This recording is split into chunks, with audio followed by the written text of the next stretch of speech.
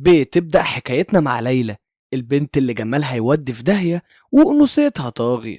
في الوقت ده كانت لسه منفصلة عن حبيبها، فقررت تخلع من الروتين وتسافر لجزيرة مايوركا في أسبانيا علشان تقضي أجازة مع أختها الصغيرة فاليريا. بس اللي ما كانتش تعرفه إن الجزيرة دي مش بس شمس وبحر، دي مخبيالها مغامرات هتخلي دمها يفور. وأول ما وصلت فاليريا استقبلتها وخدتها على الفيلا المعزولة اللي ورثوها عن أهلهم. فيلا على البحر والهدوء فيها كان وراها عاصفة. وهناك ليلى قابلت مانو خطيب أختها، وبتتفاجئ إن أختها خطبت من غير ما تقولها. مانو ما كانش بيبصلها بنظرات عادية، ده كان بيمسح جسمها بعينيه بطريقة بتخليها تتوتر، خصوصا لما عرفت انه ناوي يشارك اختها في مشروع بفلوس الميراث بتاعتها.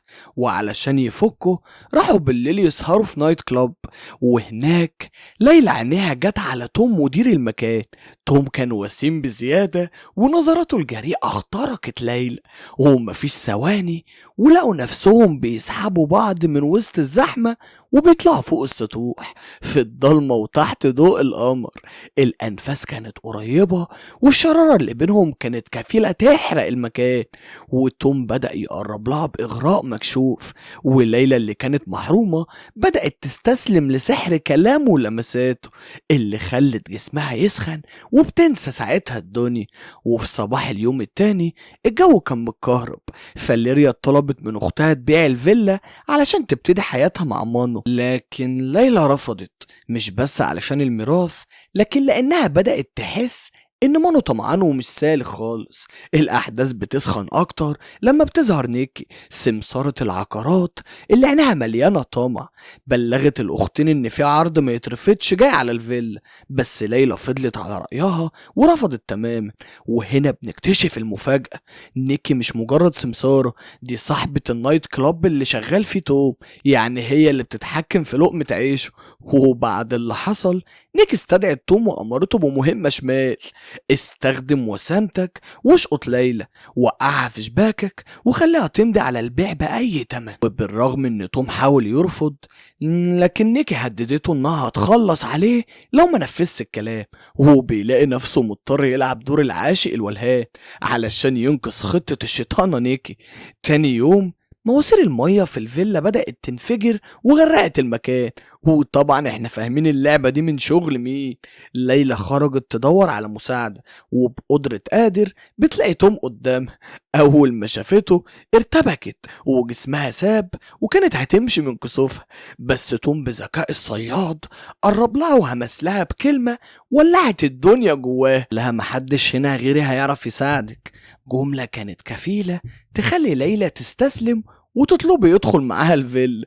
توم بيعمل نفسه بيصلح العطل، لكن بتفضل المية مقطوعة. ووقتها ليلى كانت محتاجة دش يبرد توترها ده، فبيرشق توم وبيعرض عليها تستخدم حمام بيته. وهناك بين بخار المية السخنة وجسم ليلى المبلول الأجواء ولعت.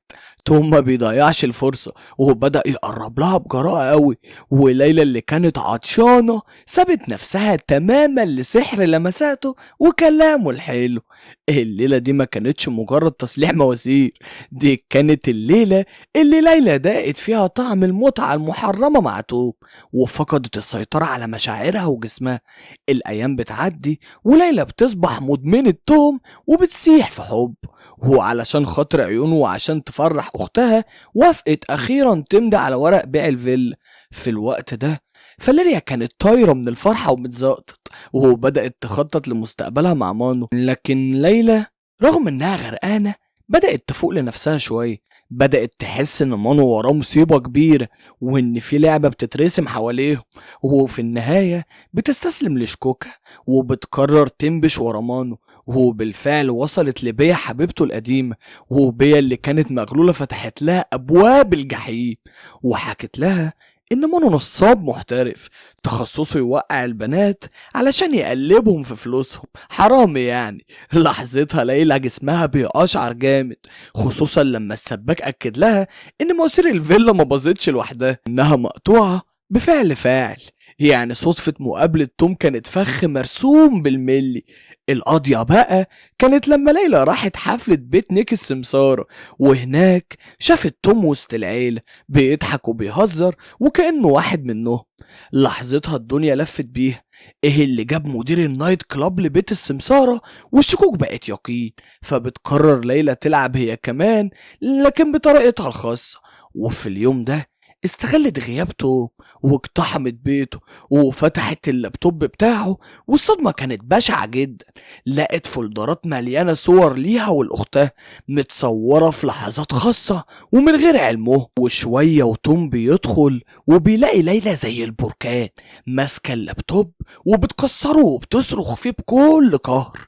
بيحاول يبرر وبيعترف انه كان مكلف بمهمة علشان يخليها تمضي بس، وبيأكد لها انه كان مجبر وانه لما اتعرف عليها حبها بجد.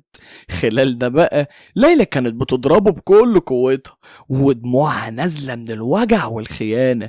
لكن في لحظة المواجهة والتلامس الأنفاس اختلطت والغضب اتحول لشيء تاني خالص. ووسط تكسير البيت والضرب الاتنين استسلموا لرغبة مجنونة، رغبة بتجمع بين الانتقام والحب. والمواجهة بتنتهي وهم في حضن بعض، وفي مشهد بيأكد إن الجسم ساعات بيخون العقل، وإن ليلى رغم كرهها للي عمله توم لسه مش قادرة تخلص من سحره اللي مسيطر على حواسها. تاني يوم الصبح ليلى فاقت من حضن توم على كابوس.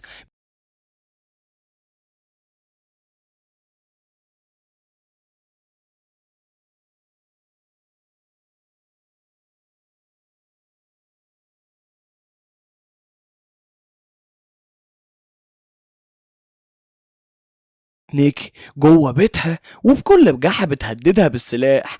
بتلعب من تحت الترابيزة وبتجيبها لها صريحة وبتقول لها امضي على تنازل الفيلا والا هتشوفي وش مش هيعجبك خالص. وليلى رغم الرعب واجهتها بتحدي وطردتها، ما بتكونش عارفة ان الرفض ده تمنه غالي قوي. الامور خرجت عن السيطرة، وده لما بيا اتلاقت ميتة، والخبر نزل زي الصاعقة على فاليريا اللي فاقت أخيرا من غيبوبة الحب، وعرفت إن مانو وحش بشري.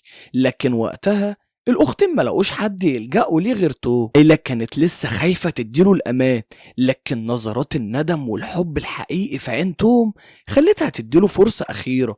وخلال ما كانوا في الجنينة لوحدهم توم قرب لها واعتذر لها بكلمات خلت قلبها يحن شوية. بس اللحظة دي ما كملتش، لأن في لحظة غدر مانو وجيراسول خطفوا فاليريا وطلعوا بيها فوق منحدر صخري عالي بيطل على البحر. جيراسول كانت ماسكة السلاح في وش ليلى وبتهددها بقتل أختها لو ما مضتش فورا، وتوم كان واقف هناك وعامل نفسه لسه في صفهم. لكن في اللحظة الحاسمة توم اتحول لأسد، وفي حركة سريعة هجم على مانو، خطف منه السلاح وأصابه في رجله. ولحظتها ليلى بتستغل الفرصة وبتطلب من أختها تهرب فورا. وهنا توم بيمسك إيد ليلى وبيبصوا لبعض نظرة أخيرة فيها كل معاني التضحية. بعدها بينطوا من فوق المنحدر في قلب البحر. النطة دي كانت شهادة ميلادهم الجديد. وأول ما طلعوا على الشط كانت سرينة البوليس مالت المكان. توم طلع أذكى منهم كلهم وكان مبلغ البوليس بكل حاجة من البداية، والنتيجة إن مانو جيراسول اتقبض عليهم وانتهت كدبتهم ورا القضبان، علشان بعدها تبدأ قصة ليلى وتوم الحقيقية. قصة ما اتبنتش على فخ، لكنها اتولدت من وسط النار والرغبة. وبكده يكون خلص فيلمنا. أشوفكم على خير. سلام يا أبطال.